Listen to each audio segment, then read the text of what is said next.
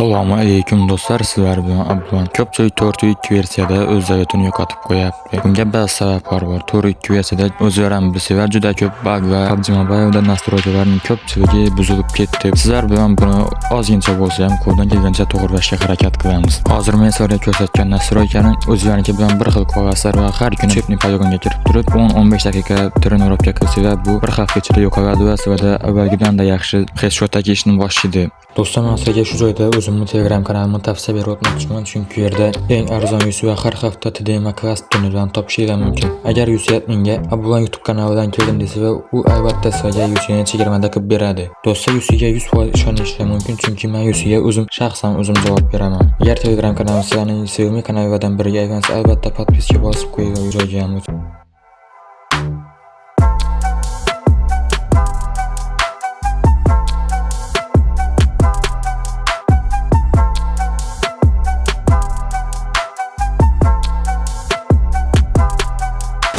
Xuddi shunaqa nastroykadan qilib olgan bo'lsa va sizlarda ham xuddi mana shunaqa headshotlar tegadi. Balki bundan ham yaxshi headshotlar tegadi.